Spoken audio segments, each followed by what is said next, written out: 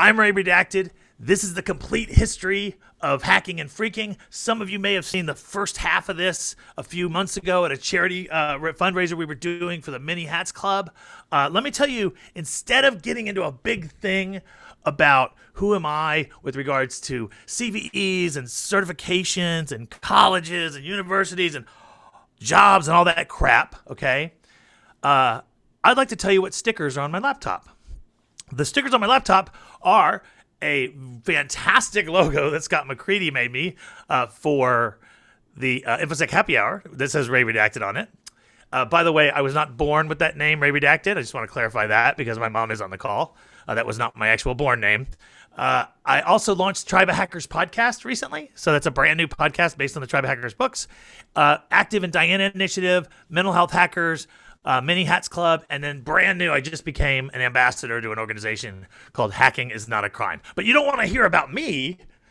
You want to hear about the complete history of hacking. Now, kind of painfully, one of the beer farmers started this because 2 years ago, Ian Thornton Trump, Fat Hobbit, actually made fun of a company marketing the fifth generation cyber threats. And Malware Jake, somebody I have enormous respect for, said, I'll see that fifth and give a sixth. And I'm just kind of going, uh-oh, because I'd already been at Black Hat talking about 5 generations of hacking and phreaking. And that's what we're going to talk about. But before we even get to that first generation, before we even kind of talk about the first generation, this is mostly a UK audience. And before there were ever hackers, there were proto-hackers. There were people that would be hackers if we had the term hackers. And one of my favorites is a woman, and her name was Ada Lovelace. And she lived in the 19th century, the early 19th century. And she was basically the first ever computer programmer. She was the first person to realize that you could use machines, not just for calculation, but also for analytics. And also, she was our first tech visionary. Now, another one that was a proto-hacker, of course, is Alan Turing.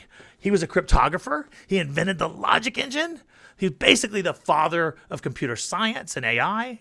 And unfortunately, he was the first of many, many people in our industry that ultimately ended their own lives. And we're going to talk about mental health and the history of that. But at the end of the day, Alan Turing was treated very, very badly and ultimately decided to end his own life rather than suffer chemical castration. But when we talk about hackers, that actual term hackers, we always start at MIT. Now, specifically, it was Building 26. Building 26 was a building on campus that was slated to be torn down. And when a building is slated to be torn down, people typically do crazy stuff in it before it gets torn down. And it turned out a bunch of MIT students and then professors started building model railroads, the TMRC, the Tech Model Railroad Club. And these were super sophisticated railroads. And they had computing to them. They had switching. If you think about all the stuff that happens with packet switching, cars going in and out of a lot of rails was very, very similar, right? It was also a drinking club. So they were the first drunk hackers, so to speak, right? They engaged in something called midnight requisition, which was you'd go out after midnight to borrow equipment from other science labs, from other universities, and eventually from the phone company. They went and got tandem switches because they were really good at moving trains in and out. Now, at MIT, some of the grandfathers of all AI and hacking were professors, right? One was Marvin Minsky. He was the director of the AI labs. Alan Kotok, who wrote Space War, and John McCarthy, who actually created Lisp, and many, many more.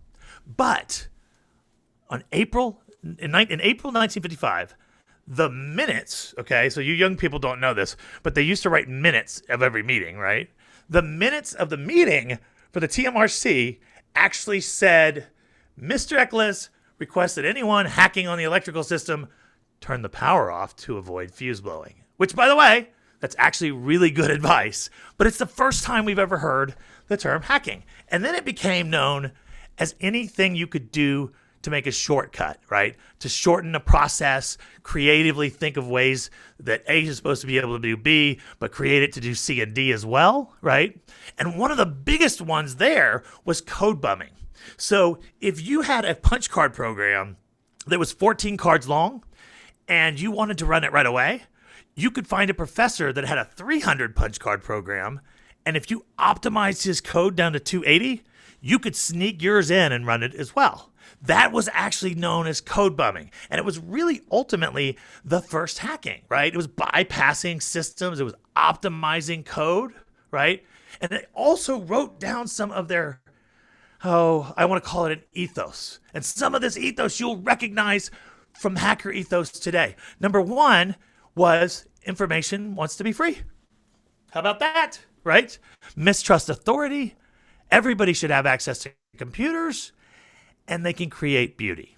So this tiny little group of people is inventing hacking. They're the proto-Jedi. Everything is actually happening there. And then one day, everything changed. At 7:28 p.m. specifically on October 4th, 1957, the world completely changed. And the reason that the world completely changed is because America's arch enemy at the time, the Soviet Union, put a little satellite into space called Sputnik. And it wasn't necessarily the fact that they could put a satellite in space that caused America to freak out. It was the idea that they could have also put a bomb into space as well, right?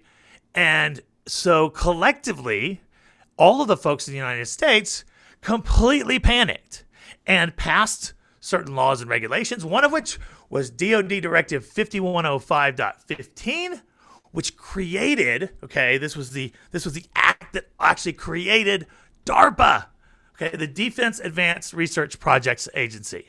Now, DARPA did a bunch of things, a bunch of defense things, but one of the things they did was Project MAC. And everybody argued about what MAC stood for because certain people said it was multiple access computing and others said machine-aided cognition.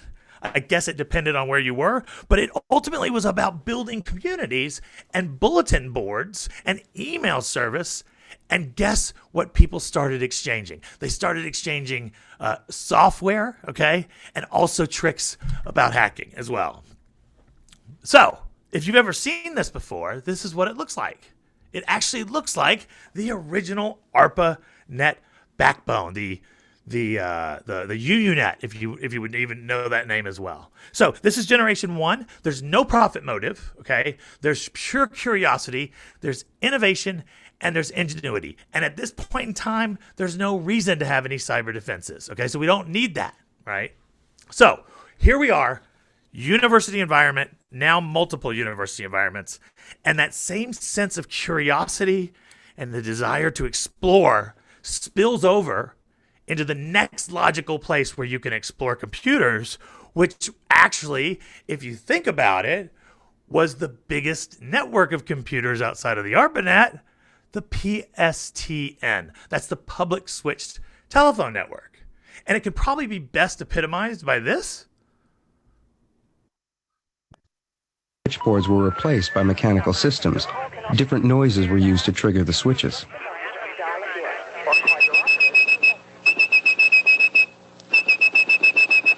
If you had perfect pitch like blind phone freak Joe and Grecia, you could whistle calls through the network.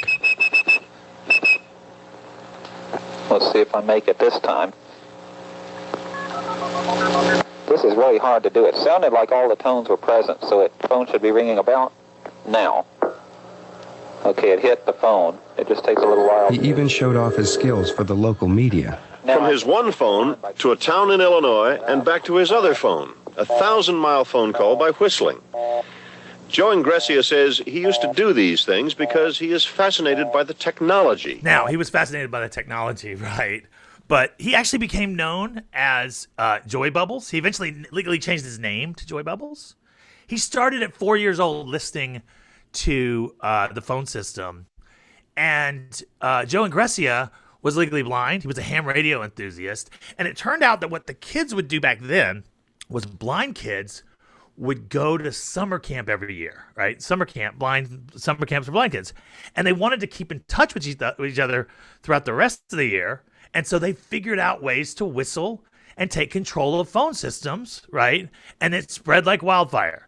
This became known as the Age of Phreaking, and it's spelled with a PH as a pun, okay? And it was mainly attacking North America Bell, right? But it was also tied in to the counterculture, specifically the yippies, the yipples, the hippies, right? There was a guy by the name of Al Bell that hung out with another person named Abby Hoffman, and they kind of had an interesting take. So not only were they a little bit rebellious and anti-authority, period, but at the time, the Vietnam War was financed almost entirely by telecommunication taxes. So they felt like it was not only your right to steal from the phone company, it was your moral duty because you were stopping the Vietnam War, which they felt like was not a legitimate war. So they started publishing these zines teaching people how to steal phone service, right? The very first one tells you how to generate anybody's calling card from anybody's number whatsoever. But phreakers are more known, especially if this is going to be a trivia question, not necessarily for carding, but for the boxes, okay? There were 17 or 18 different colored boxes. One of those was a red box that would basically generate coin tones so it could fake what you were doing at a payphone. There used to be these things called payphones, guys, okay? And you used to put these things called quarters in them. And the red box would actually generate a tone that would sound like a quarter, a dime, or a nickel. And this is what would happen. You would walk up to the payphone, you would pick it up, and then you would this is the noise it would make, okay? And if you had an operator on the line, she might generate you like $3 or $4 back or whatever else. It was that simple because the coin tones were in-band signaling. In-band signaling, meaning the actual data is in the same carrier as the rest. Now, people don't really talk about red boxes that much, except for maybe certain people my age that may have actually... Anyway, everybody always talks about the blue box because it turns out that the phone system had in-band signaling too. And 2600 hertz was a very, very specific tone that would allow you to grab a trunk and take it over, okay? And you could make free long-distance calls. You could do emergency breakthroughs. You could do all kinds of amazing stuff as an operator, especially if you had a female companion that could help you by social engineering. Because you could get a hold of an operator, make it look like you were on a tandem, right? And then do three-way calling, interrupt people. Steve Wozniak very famously called, I think it was the Pope, and woke him up, right? And these were nothing but little boxes that were generating these tones analog, that 2600 hertz tone, okay? And these are in the museum and everything else like that.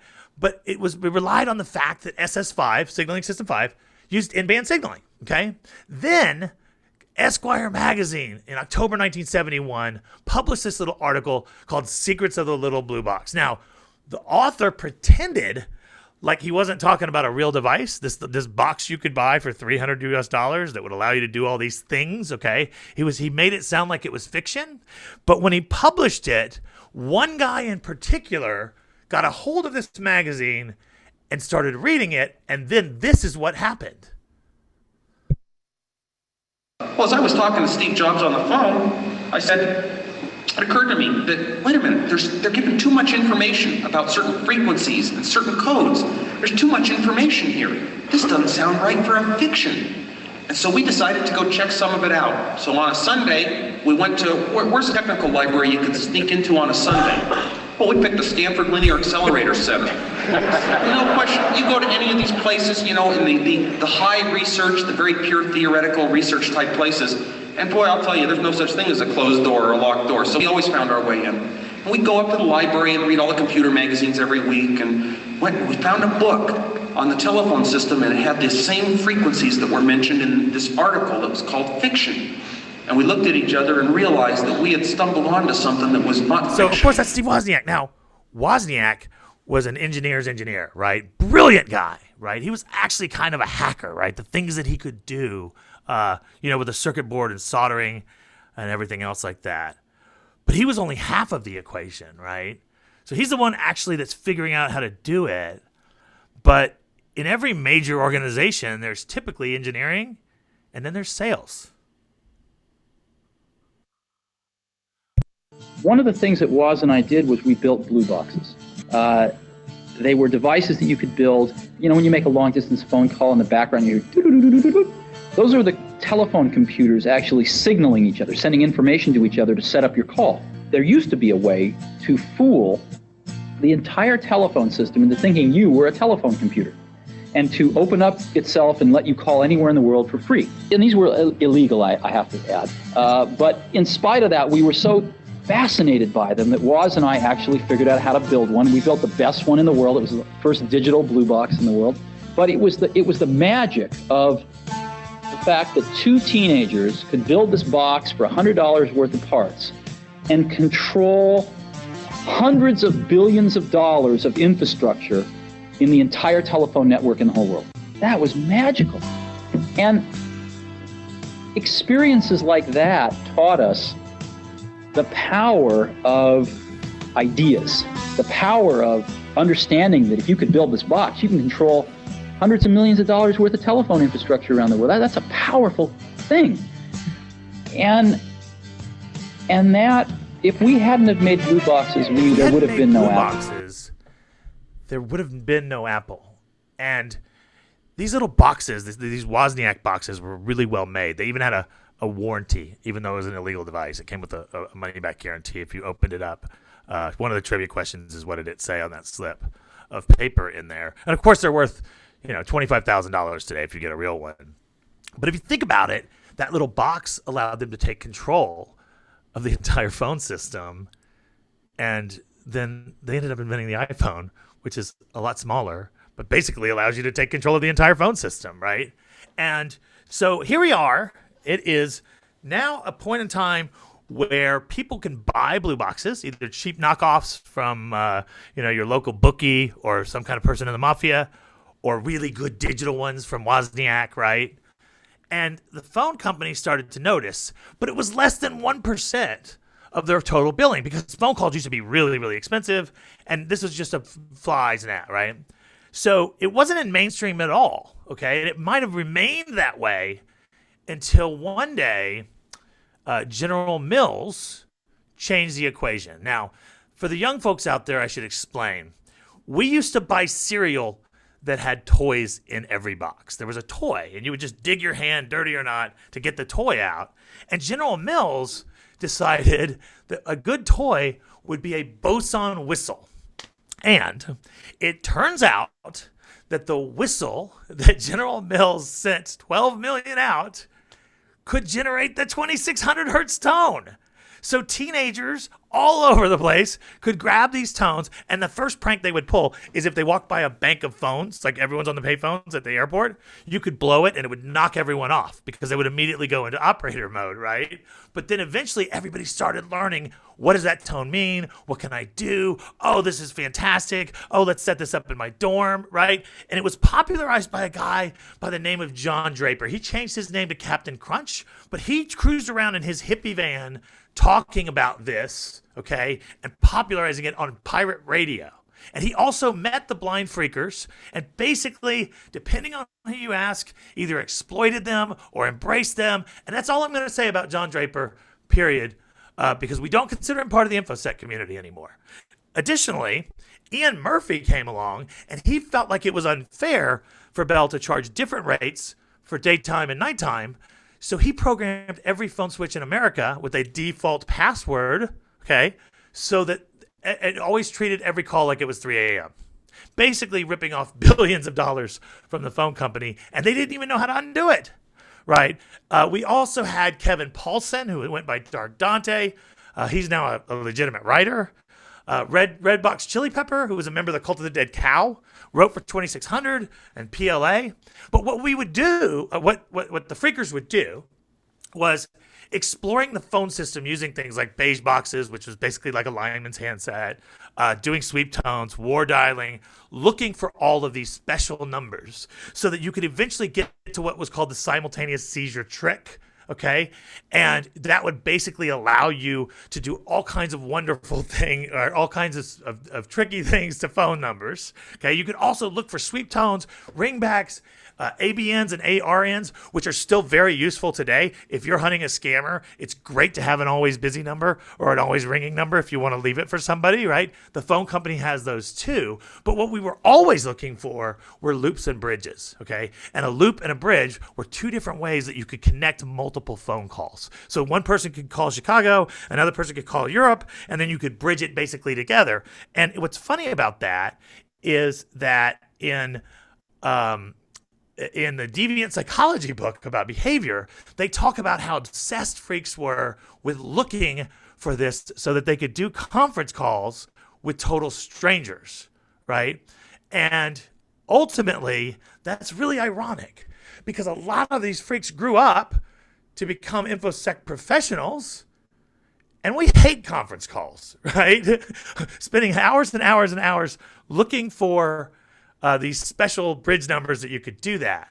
Now, not surprisingly, Bell was not happy when every teenager in America could do this. And so the third generation defense they came up with, which is actually still in use today, is SS7. Okay, Signaling System 7 took the in-band communication, took it out of band, added some really crappy basic authentication mechanisms, right? And the problem is, it is insanely insecure. We're going to talk about the UK voicemail hacking and how that relates to SS7, how SIM hijacking relates to SS7. But ultimately, SS7, just like the first protocols of the internet, assumed that the people participating were trusted parties, right? So if somebody passed you a certain piece of information, you just kind of assumed, why would they possibly give me the wrong number, what they're calling from, right? Or something like that. But it was electronic switching systems, and it shut down blue boxing literally like in a month, right? A lot of the actual calls, when they show when they went to SS7 by country, you can actually see the call volume dropping country by country by country. So we're now talking about the third generation. And the third generation is defined kind of in the period of 83 to 85, because a ton of stuff happened in 1984. 4 or 5 major historic events happened. But the one I think had the biggest impact, period, and it's not just because I happened to be an adolescent for 12 years old at the time, was in 1984, this happened.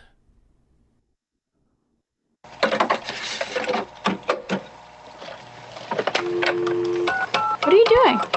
Dialing into the school's computer.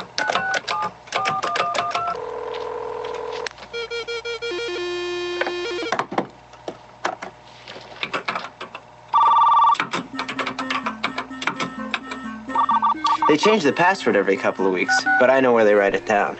And a promising student at an old game. Hi! With an electronic twist. Are those your grades? Yeah. I don't think that I deserved an F. Do you? You can go to jail for that. Only if you're over 18. This computer company is coming out with these amazing new games in a couple of months. And I want to play those games. Wow. What? We got something. He found the right code word to play the game. We're in. But it was the wrong computer. Now, that of course is War Games, right? And it actually had some accurate stuff in there. One of the things it showed was that when you had a modem and you wanted to find other modems, you would dial every single number in an NPA and XX, okay, either sequentially or randomized, and that was known as war dialing. Okay, that became known as war dialing. There's also a crappy demonstration of how to payphone freak. He didn't use a red box, he used like a little tone, right? But even the name of the conference, DEF CON, was a play off of Defense Condition, right? But it also showed kids, I mean, most of you caught that, right? Because I blared it out, that if you're under 18, you're not going to get prosecuted, right? You can do whatever you want. Go look for games. Go break into computers. Why not? But that wasn't even the biggest impact it had, because it also told a bunch of 12-year-old and 13-year-old boys with Commodore 64s or Apple IIs or maybe their parents' computer, that if you hack, you can get laid. Because in the movie, Matthew Broderick got the girl as a result of his hacking activity, right? And this led to thousands and thousands and thousands of people trying to connect bulletin board systems, both locally and long distance, okay? Side note, by the way, I've never actually told this story, but I'm going to today. About 3 weeks after War Games was released, the president of the United States, Ronald Reagan, watched the movie because they have a theater in the White House, right? It was a private theater. And he watched the movie and he was scared to death. So he called together all of the Joint Chiefs of Staff, all of his main cabinet secretaries, and this is what happened. And says, has anybody seen this movie, War Games? Nobody'd seen it. It just came out. He goes into this enormous plot description. People are looking around, wondering where this is going. Then he turns to the chairman of the Joint Chiefs of Staff, General John Vesey, and says, General, could something like this really happen? Could someone just break into our most secure computers? And the general says, I'll look into that, Mr. President. He comes back a week later and says, Mr. President, the problem is much worse than you think. This leads to the government's first presidential directive on computer security. Now, of course, the first directives and the first laws were badly written, right? This is the first time we got into that pattern where it was punitive, it didn't make sense, it was an overreaction, right? They didn't consult people that actually knew security, right? But in this time frame, something else happened. Because the year 1984 was the year George Orwell had predicted everything was going to go away. And so suddenly we started to see publications pop up, right? Like 2600, which is the Hacker Quarterly, right? Which is still published today, right? You still get that every 3 months. And of course, it's named after the 2600 hertz tone, right? You could get Phrack, right? Phrack is still published today, kind of. But you can still contribute to Phrack or 2600 if you want to. And then there were text files, okay? Text files, G files. That was one of the reasons why you dialed these BBSs, which were always busy. Their phone numbers were always busy. Oh, I forgot to even tell you this. A lot of the BBSs were like kids, and they were using their mom's phone line like after 10 p.m. So like in the BBS listing, you couldn't call until after 10 p.m. Like literally that would happen. But ultimately what you wanted when you got to that BBS is you wanted access to the HPP sections. That was the hacking, phreaking, and piracy sections. Now, they didn't just let anybody into that particular area. You couldn't just walk up, okay, and say, hey, I want to get access to that. Because this is where they held the boxes plans, right? This is where you could get, I think, the Anarchist Cookbook, right, which seems a little archaic now by today's standards. So in order to do that, you had to demonstrate that you were elite. And the way that you did that was by showing that you knew the language, okay? That's elite speak. That's writing things in numbers. This is actually an alternate glyph alphabet that's designed to reflect in-group or out-group status, right? And this remains today. If you've ever wondered why 1337 is a special number, that's why, because it actually spelled elite, and it meant that you were elite. At this time also, what you were doing was you were calling bulletin boards, either locally for free or long distance using other methods, and you were looking for software. Because everybody was trading games, right? The games weren't that big. They were like 140 kilobytes, but the modems are also slow too. And so if I was talking to Scott McCready and I bragged that I had 3-day software and he wanted to one-up me, he would say, well, I've got 2-day software. I got 2-day, man. I got 2-day. That's only been out for 2 days. I went to Babbage's and bought it the day it came out. But the best thing you could ever get was O-day. 0-day meant it was unreleased. That's what David Lightman was looking for when he was breaking into that computer. He thought it was a game place, and so he actually was looking for O-days. And where that term O-day came from is where's BBS's, how long has it been around, right? And now, of course, it means an exploit that has never been patched or is unknown to the manufacturers. But at the time, what actually happened was 0-day meant that software that's not out yet. Now, when I was researching this, it was kind of funny, and I'll leave this to the reader to check out on their own. But actually, one of the programs that you could use to war dial an entire exchange very, very, very quickly was something called Tone Loc. And Tone Loc author actually showed up in the discussion, and he tells his life story, which I'm not going to get into so much here, but basically it goes BBSs, dumpster diving in phone places, going to prison, back to college, and then he started a security company. But that software issue was a way that you could learn programming. Okay, the easiest and stupidest thing you could do is slap your name on the splash page of somebody else's. And it is still kind of funny that people were putting their actual phone numbers on those splash pages, right, that were out there. But for me, it was a way to learn assembly language, right? I learned hexadecimal, learned how to get around copy protection routines, really basic ones, right? Really mimicking, etc. Now, everybody always wanted to learn COBOL and Pascal, but come on, you're 14 years old. Who's going to spend that much time? But it was really about breaking that software, right? And so eventually, you would want to learn from others, and it formed into cracking groups. So all over the nation, you didn't have to be in the same NPA-NX, if you know what I mean. Groups like Fahrenheit 451 formed, eventually Frozen Crew, and then something interesting happened. The cracking groups started to migrate to bigger things because software piracy was kind of lame. I mean, you didn't even play the games. They became hacking groups. Now, these hacking groups did not have the profit motive. They were more like kids having fun and had these crazy names that would scare the crap out of the FBI, like Legion of Doom, right? Or Cult of the Dead Cow, right? And by the way, Cult of the Dead Cow, you had to be really careful. You didn't want your mom to find those files because she might think you were in a cult. Okay, never mind what the cult was that was doing that. Now, CDC is, of course, world famous because they released Back Orifice and Back Orifice 2K, carrying around a speak and spell, right, at DEF CON, launching them into the audience that would actually give you control of anyone else's Windows machine. Now, another one was Stefan Andreas, okay, a.k.a. Uncle Dittmeyer, and he wrote the world's best freaking tool ever created. Now, I could go on for this section for another hour, but I've got more. So we're going to talk about the fourth generation. Now, some of you think we're still in the fourth generation, and we could be, but I'm going to argue that we're really in the fifth, and I'll get there in a second. But people could say, what date started the fourth, right? And some of you out there will say, this is the day that the fourth generation started. Hack the planet! Hack the planet! It's not just something they do. Sure this sweet machine's not going to waste. Are you challenging me? It's who they are.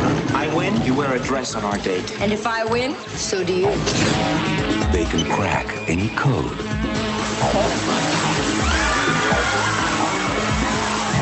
And get inside any system. Hello? Mr. Gill, according to our records, you're dead. What? But this time... Come here, look at this. It's some kind of virus. Unless $5 million is transferred to the following account, I will capsize 5 oil tankers. They just hacked the wrong guy. Game's over. Whoever wrote this needs somebody to take the fall. He's about to commit the perfect computer crime. You've created a virus that's going to cause a worldwide disaster? And they're about to take the blame. A hacker planted the virus. It's the perfect cover. We're being framed. Can we be allies? I don't play well with others. Oh, wow, we are fried. Okay, let's nail it. No. You're not good enough to beat me. Yeah, maybe I'm not, but we are. They're the only ones who can prevent a catastrophe. I know how to stop this guy. They'll trace you like that. Are you nuts? Come at me! Unlike any the world has ever seen. Never send a boy to do a woman's job. Hackers of the world unite. Cops on the building. I need more time. This is the end, my friend. United Artists welcomes you to the new world.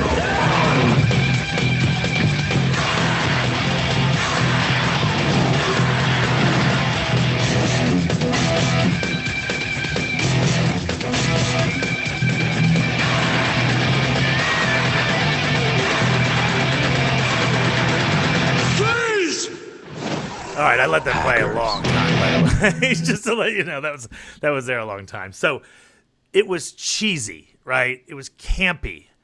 It during the pandemic, okay, one of the best moments of my life is I got to spend 45 minutes with Sam Ismail, the creator of Mr. Robot, on a webinar that was like a sponsored thing or whatever. And I got to talk to him about everything. And if it weren't for hackers, there would be no Mr. Robot. But not because of the reason you think. He was infuriated by how badly people portrayed hackers in movies and the TVs and everything else, and wanted to have one that was super duper realistic, right? So we've got Congress and we've got the president passing ineffective laws. Okay, we have the popular culture now thinking that everything is Angelina Jolie. Oh my God, that was the woman from The Sopranos, by the way. I don't know if anybody caught that. That was a psychiatrist from The Sopranos that was in that movie as well. But then something else happened, and this is a historic date. This is a date that you probably should remember. I mean, I actually do. It's May 19th, 1998, 5/1998, or in the UK, I guess that would be 19/5/98. What happened was, okay, so we didn't really talk about CDC, but we definitely didn't talk about Loft Heavy Industries, okay? And this was a group of people that hung out in Boston and were absolutely brilliant at so much stuff, right? It was a hacker collective. At first, it was a nonprofit, right? And they came up with so much stuff, right?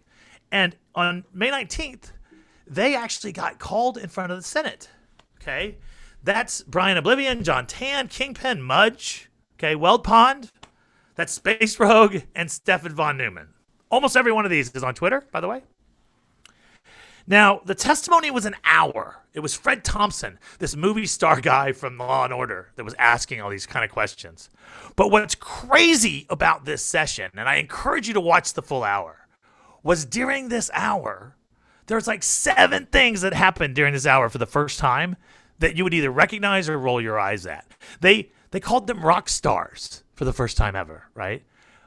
He explained what a buffer overrun was for the first time ever. The guys from Loft had bragged that they could take down the entire internet in 30 minutes. And people were a little bit concerned about that, which it turned out he had a few different ways he could do it, but he was actually talking about BGP, right? So it's just absolutely amazing the things that happened in this session. And it's such a historic moment in the history of hacking. God, I wish I could show you this testimony because it was just so good, but there's no way you're going to sit through an hour. So last night I cut it down to 2 minutes. And here's 2 minutes of the testimony. Watch this carefully. It's real fast. They'll be using their hacker names of Mudge, Weld, Brian Oblivion, Kingpin, Space Rogue, Tan, and Stefan. I hope my grandkids don't ask me who my witnesses were today, and especially in light of the fact that the Washington Post described you as rock stars of the computer hacking elite. The person who breaks into the systems and undermines the network security, and that's what I do in my day job. Unfortunately, many times they would not improve the software until we actually went public with the findings. Within 30 minutes, the 7 of you could make the internet unusable for the entire nation. Is that correct? That's correct. Actually, one of us with just a few packets. Many of the problems that are out there that contribute to this lack of security are extremely simple. Buffer overflows are spottable in source code. In your testimony that given 30 minutes, you might be able to render the internet unusable. So what can we do? What try to protect against that? The one method of doing that we were referencing there are several. There are dozens of them actually. This is definitely a double-edged sword because when you give the information out, right, other people can figure out how to exploit it. Yeah. However, if you don't give the information out, the people out there can't protect themselves.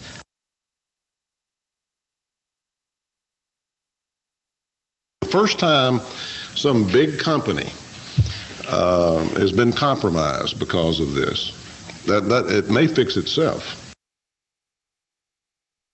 No, the problem did not fix itself at all.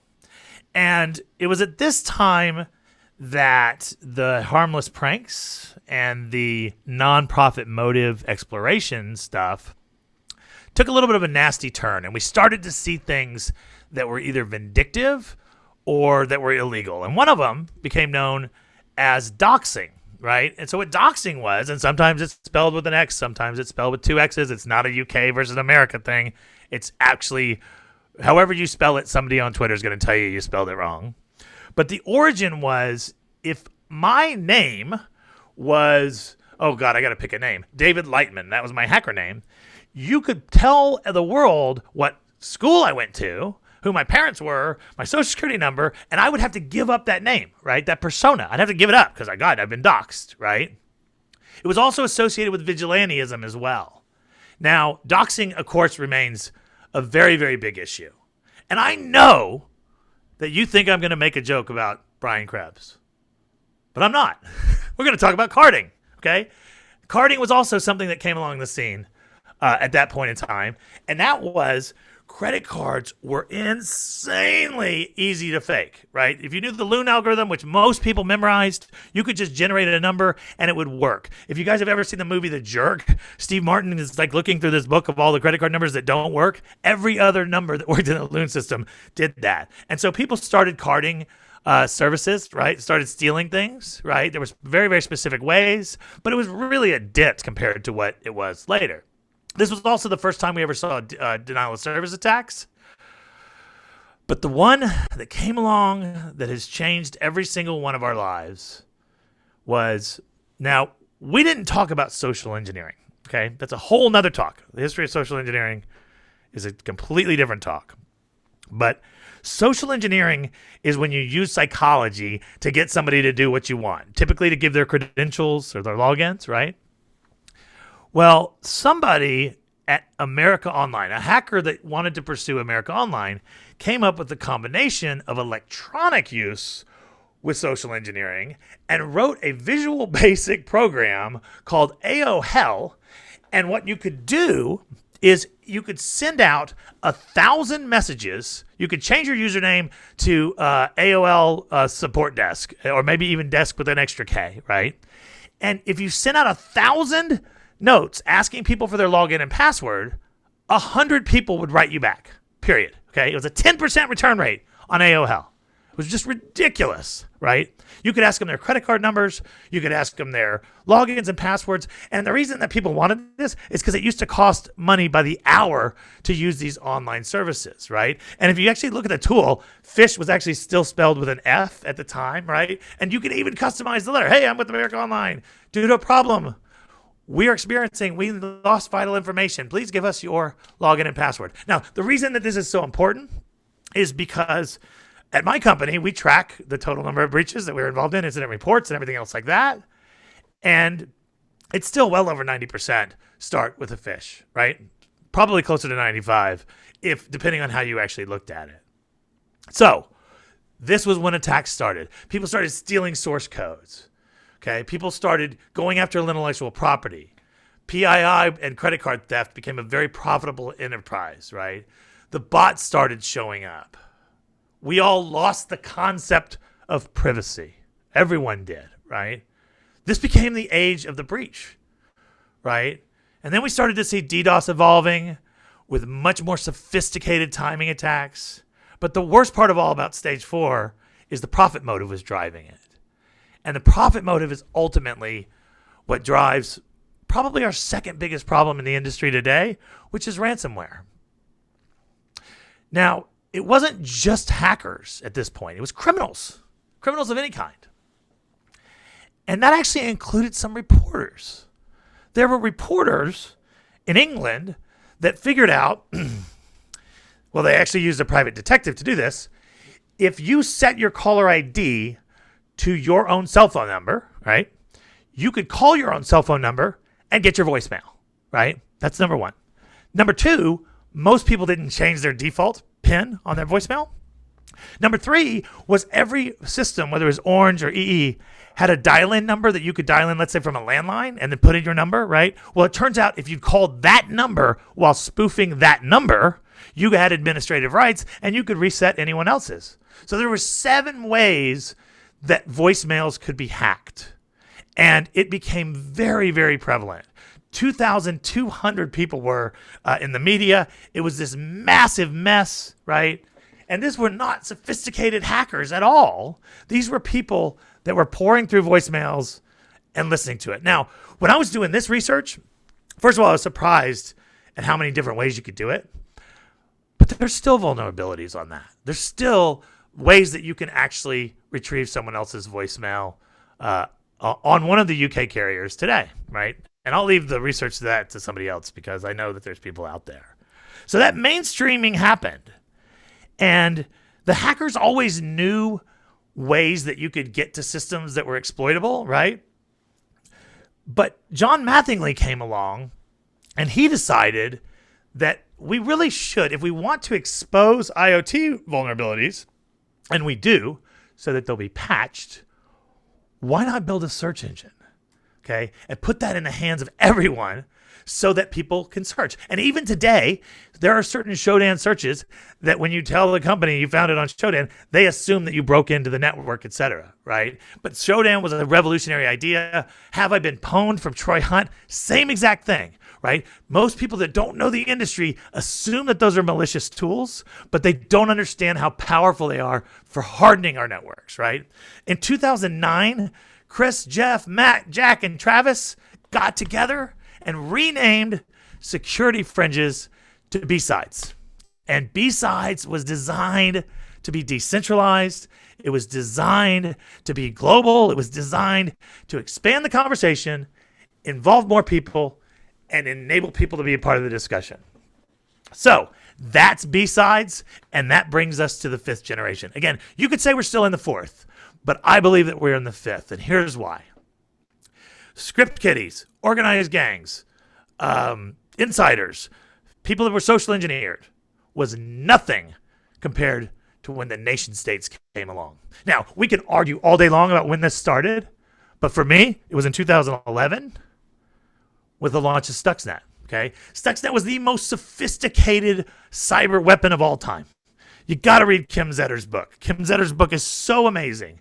But Stuxnet did stuff that nobody had ever seen before. It was polymorphic. It was multi-platform. Okay, it could basically mutate. It could hop air gaps. It had multiple ways to get in and out. It was very specifically targeting only 2 nuclear reactors, right? It had amazing use of signed drivers. Okay, not spoofed, but signed drivers, so it looked legitimate to Microsoft, right? And it was designed to get in and ruin the centrifuges at 3 nuclear power plants. Okay, this is a peaceful nation launching a weapon against another peaceful nation's energy generation. The problem with Stuxnet is, of course, it got out. It spread all over the world. You can still see it today out there, right? Now, it didn't do harm because it was only focusing on those specific areas. But here's how it was covered at the time. In 2011, when this happened, this is how people talked about this big weapon. Last year, a computer virus called Stuxnet was discovered lurking in the databanks of power plants, traffic control systems, and factories around the world. 20 times more complex than any previous virus code, it had an array of capabilities. Among them, the ability to turn up the pressure inside nuclear reactors or switch off oil pipelines, and Stuxnet could tell the system operators everything was normal. Unlike most viruses, Stuxnet doesn't carry the usual forged security clearance that helps viruses burrow into systems. It actually had a real clearance, stolen from one of the most reputable computer technology companies in the world. It exploited security gaps that system creators are unaware of. These holes are known as 0 days, and the most successful viruses exploit them. The details of a 0 day can be sold on the black market for $100,000. Stuxnet took advantage of 20 0 days. To shut down the centrifuges that spin nuclear material at Iran's enrichment facilities. Stuxnet was a weapon, the first to be made entirely out of code. The most important question may not be who designed it, but who will redesign it. The evolution has been so fast that 9 months after its detection, The first virus that could crash power grids or destroy oil pipelines is available online for anyone to download and tinker with. It's an open source weapon. And there's no way of knowing who will use it or what they will use it for. Source weapon. And of course, adversaries started emulating it, right? It wasn't necessarily that it did damage, it was that it taught the bad guys how to do this. Now, the other response was that every single nation pretty much knew who did this, right? And today we know for sure who did it. But it was a signal to the rest of the world that peaceful nations could attack other peaceful nations on cyber just with reckless abandon. There was no reason not to, right?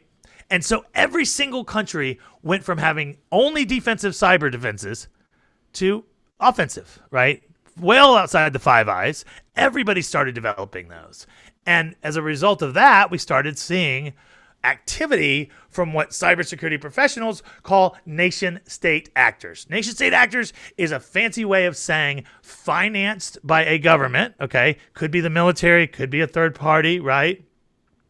But ultimately, at the end of the day, the one thing you need to know about nation-state actors is they are really, really, really good, okay, typically, but you never abbreviate this term, never. Okay, because if you abbreviate nation-state actors, people get confused and they think you're talking about a very, very, very specific one. So let's fast forward to November 24th, 2014. On November 24th, 2014, the employees at Sony Pictures Entertainment came in to the work and found that their laptops had been destroyed and wiped, right? All because of a movie, a bad movie, actually. It wasn't even that good.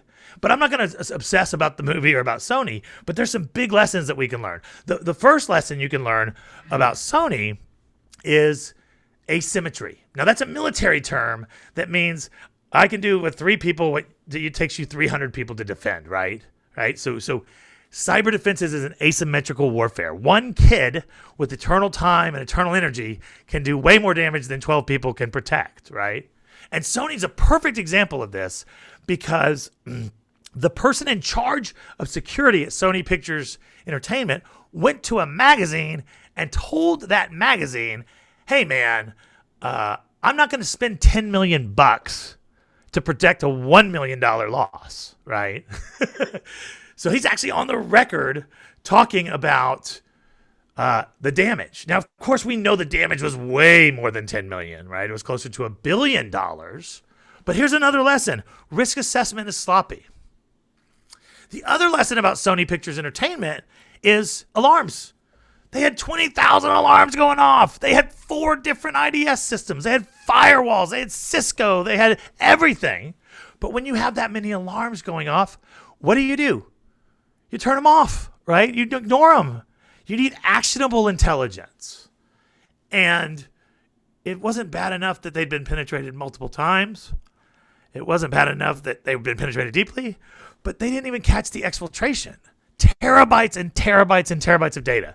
And the worst part was reputational damage, because it turns out all Sony Pictures employees had on their desktop an unencrypted, big-ass PST file, okay? And that contained every email you'd ever sent and received, and it was trivial to basically open and read these like crazy, and eventually they actually started dumping them. Now, these emails were salacious, they were scandalous, they were horrible, right? This is the one that got Amy Pascal fired, right? Because she's rambling on and on about a movie involving Tom Cruise.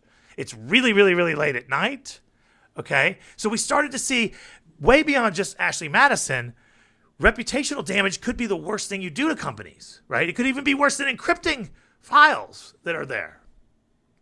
The other thing that was interesting about Sony was the hackers, which was most likely either paid contractors or actually part of the Lazarus group, left us a file called bonus.rar. Now, don't you pretend like you don't know what an RAR file is. It's a compressed file, okay? But in that file was a list of passwords. And Sony's passwords were horrible. 11 people had Sony 123.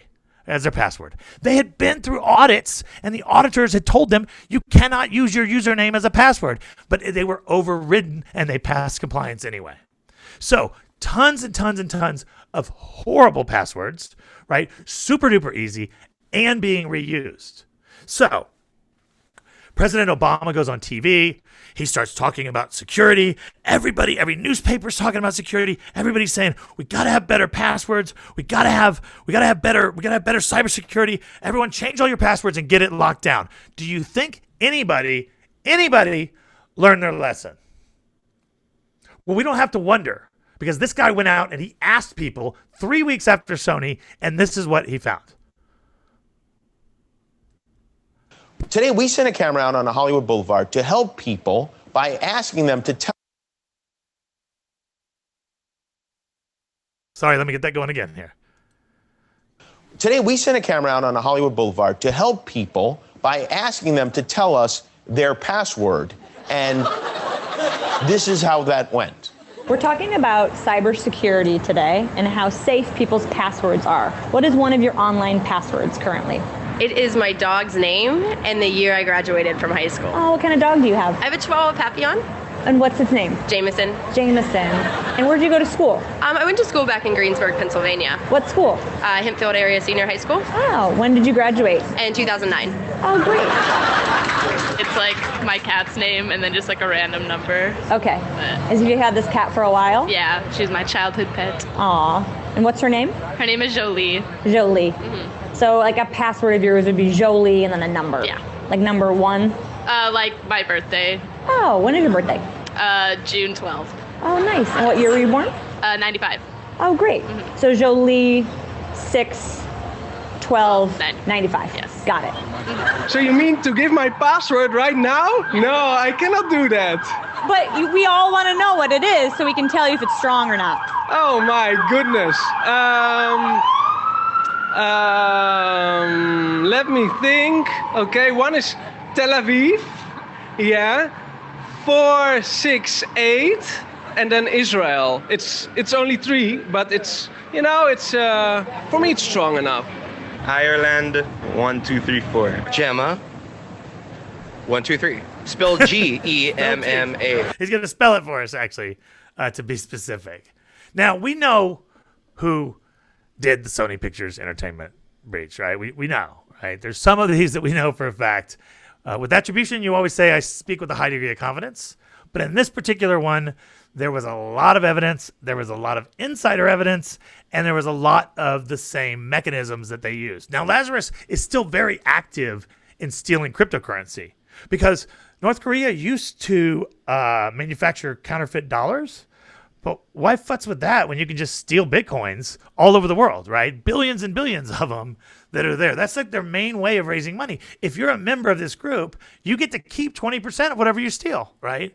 And I will tell you, if you're interested in these APTs and in these governments and whatever else, one fantastic resource that I've found to figure out who's who is apt.threattracking.com. It's just a Google Doc, like a really, really big Google Doc that is actually kept up to date every single day, that lists, the actual people that did this and everything else. Now, we talk about the Lazarus Group, and we certainly talk about Russia, but at first, when we talked about APTs, Advanced Persistent Threats, we talked about China. They were named APT-1, right? And China has very specific things that they do. And for those of you that don't know, the People's Liberation Army 61398 is housed in this apartment complex in Shanghai with millions of miles of fiber and all kinds of backup electricity that's out there. And if you pull up as a reporter and try to get footage of it, this is what's going to happen if you actually try to video it. Report from U.S. cybersecurity firm Mandiant. They say a hacking collective with direct ties to the Chinese military has stolen data from 141 organizations from around the world since 2006. A CNN crew tried to roll their cameras through that neighborhood. And this is what they discovered. This is our crew being chased by Chinese security officers. Chase after us just yet.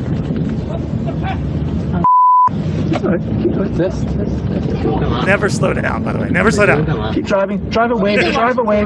Drive away. Drive away. Drive away. Not stop. CNN's David McKenzie is live for us in Shanghai with more. Walk me through. So, we know some of the things that China does. One of the things that they do is they don't really weaponize what they take. And one of the biggest breaches in North America was something that was known as the OPM, okay? And what that was, and it was really, really painful, was it wasn't just my information. It was also anybody that I gave as a reference to get a security clearance, right? So if you listen to your neighbor, your psychiatrist, your doctor, whatever, right? It was all their personal data too, and it was basically just scoffed up, right? Millions and millions and millions of records. Quote, a treasure trove of information about everybody who has worked for, tried to work for, this was all kinds of secrets about people that you would want secrets over, right? And it had the marks of China all over it as well. Now, the reason we know that it wasn't North Korea is because they would have probably dumped it to the world to cause damage, right? Whereas China just kind of hoards that.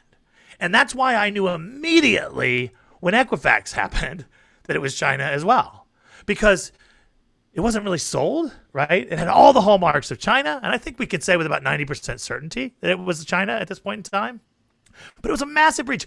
The beer farmers talked about it during the Open. It was absolutely huge, okay? And this is the most important information as an American citizen that you could ever have.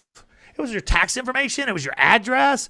Millions and millions of people, right? And we're numb. We're numb to the breaches. They just get worse and worse and worse.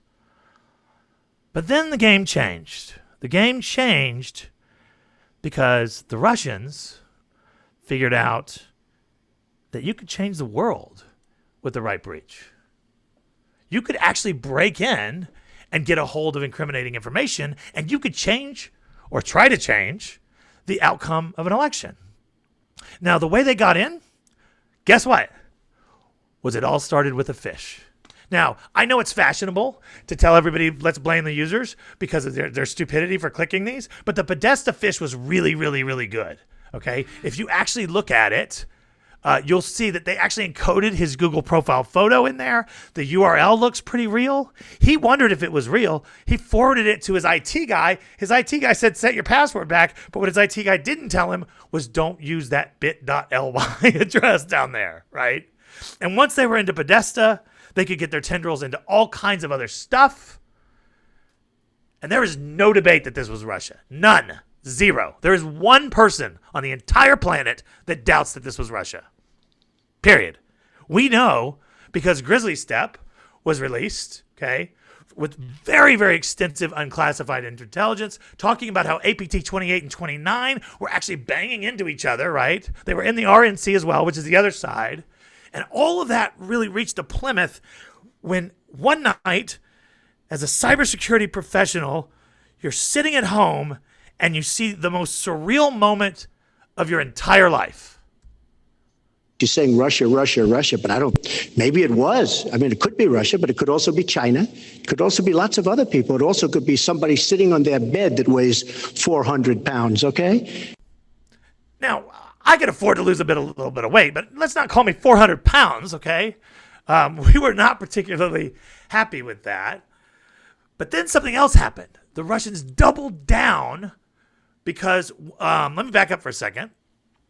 When somebody hits you with cyber, you have three ways you can respond, okay? You have to respond. You can respond kinetically, meaning you can launch missiles and the world can end. You can respond with sanctions, which we tried to do. Or you can respond with cyber, right? Cyber for cyber, right? Proportionate response. Well, Russia wasn't really interested in that. And the U.S. really wasn't that interested in that either at the time because we really didn't know how much damage they could do. So ultimately what happened next was the shadow brokers came across the scene.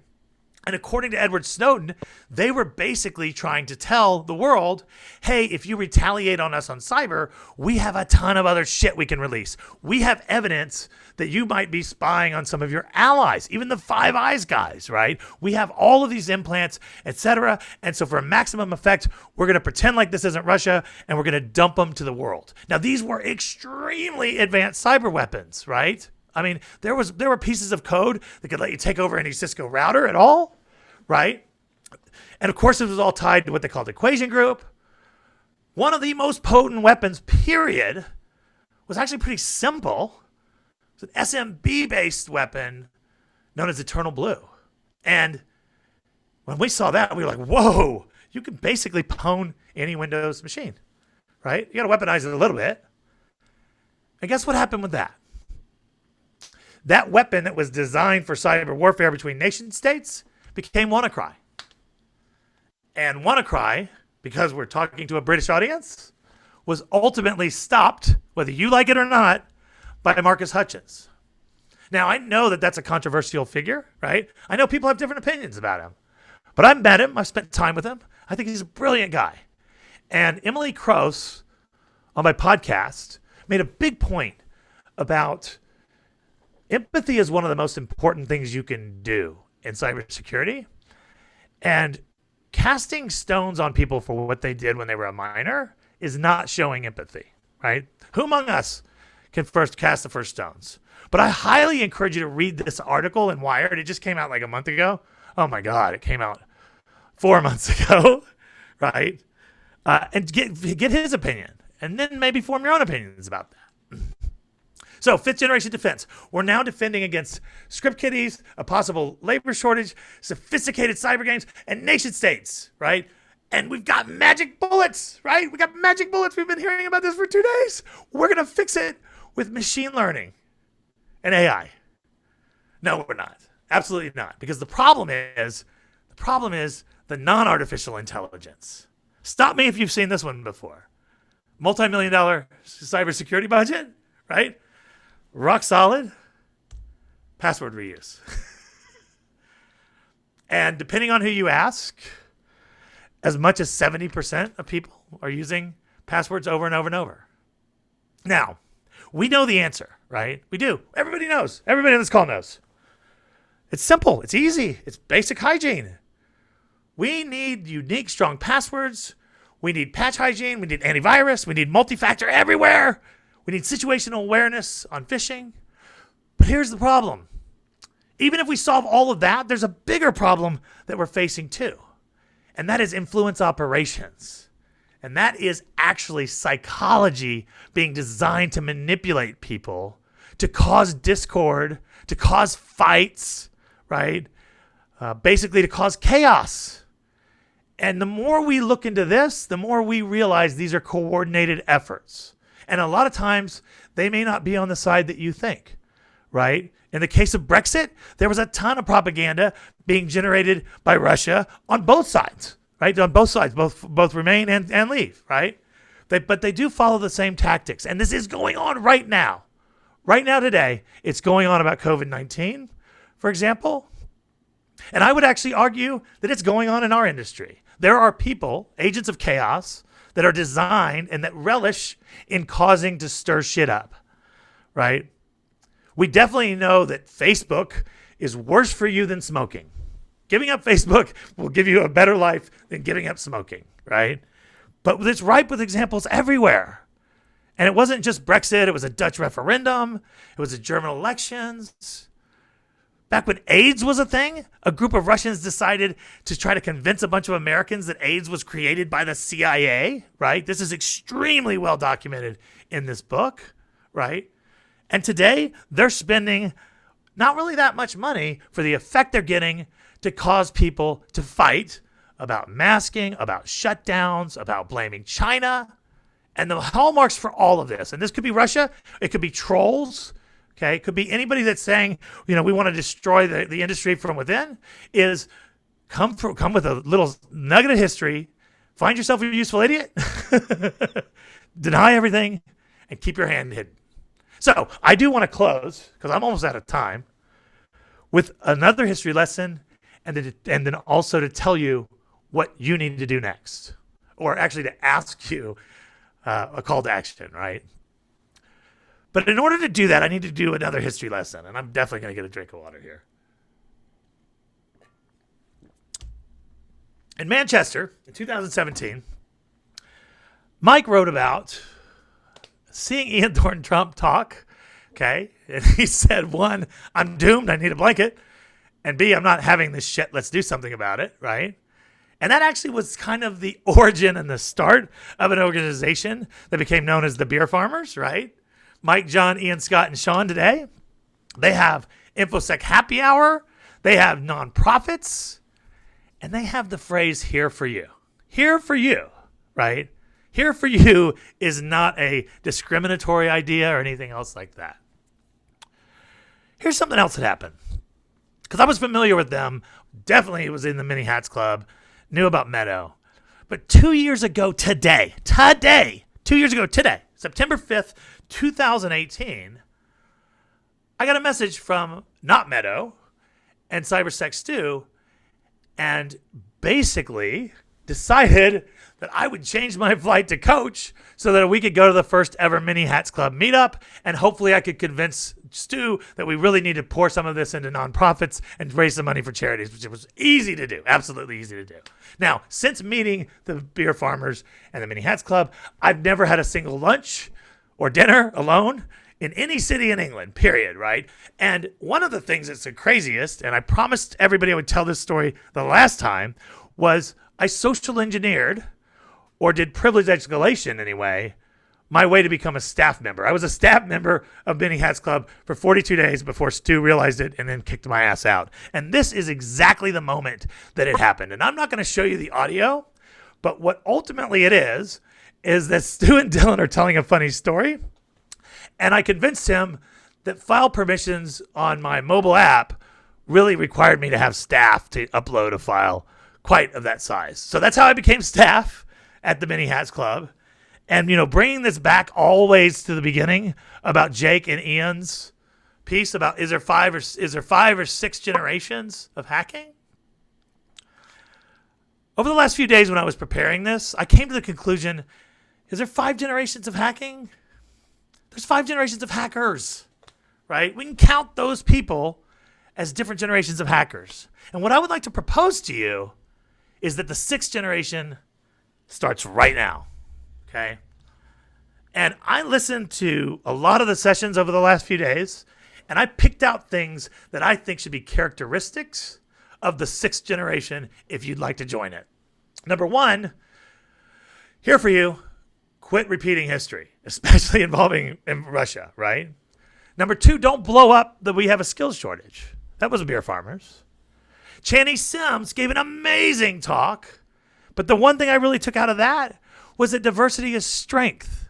And any of you that have ever had a red team knows you have to have people of different backgrounds. You have to have people of different races. You have to have LGBTQI, different abilities, neurodivergence. If you give me a team that is massively diverse against a team of all white guys, that first team is going to kick that second team's ass every single time. Okay, diversity is good for us. We shouldn't just do it because it makes us feel good, right? It's actually selfish to do this. And of course, we know InfoSec needs more women. The pipeline is not nearly full enough, and we're also scaring the shit out of them with toxicity that we shouldn't.